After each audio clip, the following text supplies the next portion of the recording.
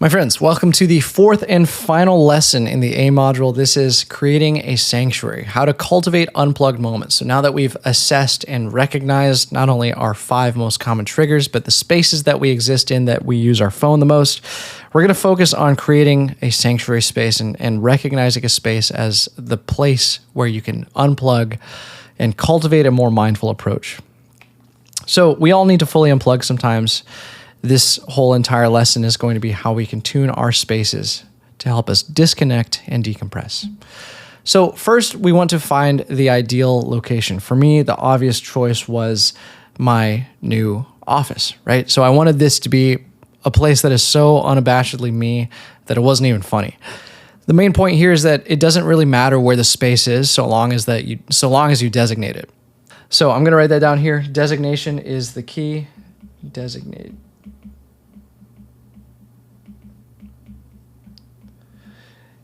This is so important to not only finding the ideal location, but psychologically understanding that the space that you designate is for your goals with productivity and mindfulness and specifically digital mindfulness. So choosing the spot, consider the accessibility and visibility of the location in your home, evaluate the potential distractions and triggers in the space, and prioritize comfort. And I want to write that down here.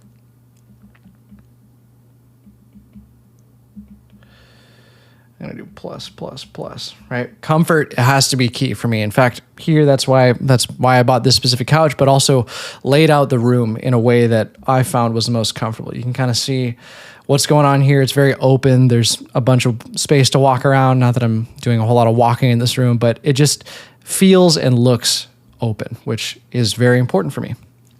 Utilize the area in a way that promotes relaxation and focus. That's sort of what I just talked about here. I'm just going to put relaxation and focus. These are key things that you need to consider when you're making your space. Again, I want to remind you that James Clear said, stop thinking about your environment as filled with objects and start thinking about it as filled with relationships. So what is your relationship to the things that are in the room, both proximity-wise and then also psychologically? And then the last one here is to create an association with the spot. So associate it.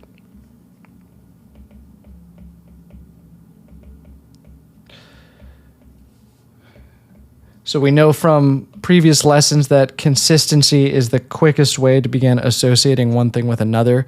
So the more that you can be consistent with using your space only for reading or meditating or sleeping, the better. And it is that consistency that builds the foundation for how you view a space. So be consistent with what you do. On this couch, all I do is read or meditate or sleep. Be consistent. That's the key. Okay, building a space with purpose. The big idea here is getting specific about your space helps you solidify your goals along your journey towards a more mindful approach to smartphone usage. I'm going to write that down here. Get specific. Similar to how the SMART goals framework is laid out and the whole purpose behind SMART goals, getting specific about a certain space and your goals within it is integral to making sure that you stick to those North Stars of what you want your space to be. Define your purpose, right? Do you want this space to be a place for mindfulness, creativity, reading, or etc.? For me, it's all 3. Those are good ones to design a space around. Creativity and reading. So I know that anytime I see that couch or sit on that couch, I'm doing nothing but one of those 3 things. That is how you change your space from just a space to a cue, right? If you let your environment become the trigger, the thing that unlocks a bunch of habits that sort of unfurl and link together like habit stacking, the better, the more you can sort of automate the process of becoming more mindful. And again, consistency is key.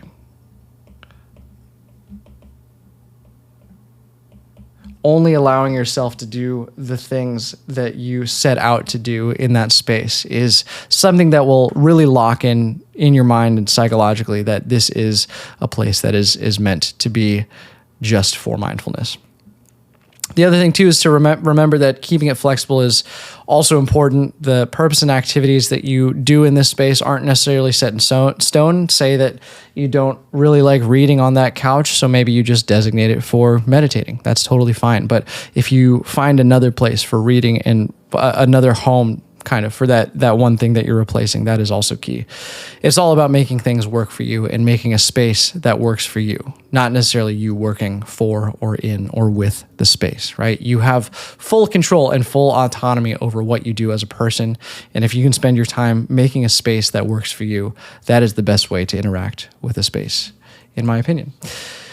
You don't have to quit your phone cold turkey overnight. You do, however, have to make an effort to create a space that helps this process along. So there are, again, times when being on your phone is fine, especially for taking a break and taking a load off. That is completely an okay thing to do. And I wanted to represent this with a timeline here.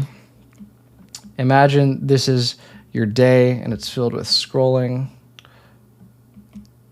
all the time. That's what these little notches are. But as soon as you find a break, that is when you need to really lean into your space that you've created. I'm just going to write break here.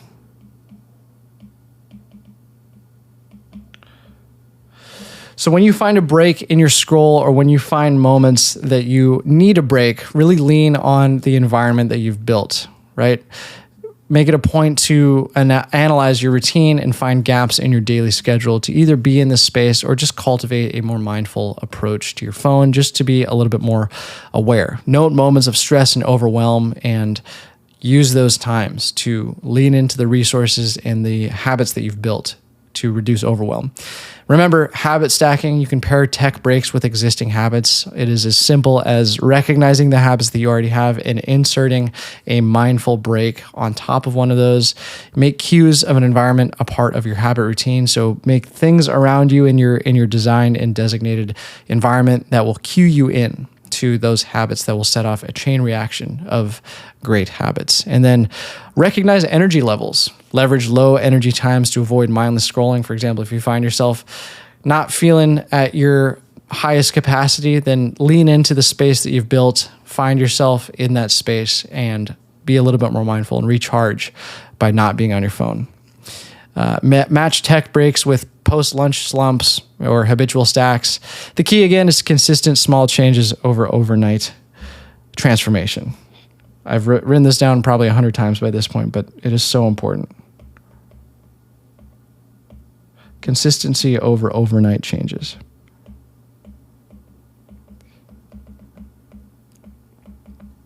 Allowing yourself to have the grace to fail and to not be as consistent is also key. James Clear says, never miss twice. It's fine to miss once, but as soon as you start missing twice, more than once, that's when a bad habit is being formed. So be as consistent as possible and try not to miss twice.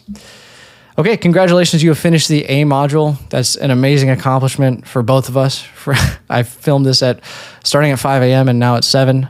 But before we move on, I would love to go over the guided journal questions for the A module, creating a sanctuary as well, this lesson. Describe your ideal device-free zone in your home. What characteristics does it have, and how would this help reduce screen time? So imagine money's not a thing. Obviously, I know it's a thing, but imagine you had unlimited money to build a space. What, at the very least, would this space accomplish? And what can you do today, even without $1 million, can you do to that space to make it accomplish those things? What activities would you conduct in this device-free zone, and how do these activities contribute to overall well-being? Is this a zone for productivity, mindfulness, napping, or reading? Define those activities right now so that when you make this space, you can have an outline and a more systemized approach to what you want to make your space into. And lastly, how can you incorporate regular tech-free moments into your daily routine? Describe what this might look like on a typical day. So think about your routine, think about that habit scorecard that you should be filling out, and think about the moments in your day that sort of lend themselves to being off your phone, and how can you leverage those more?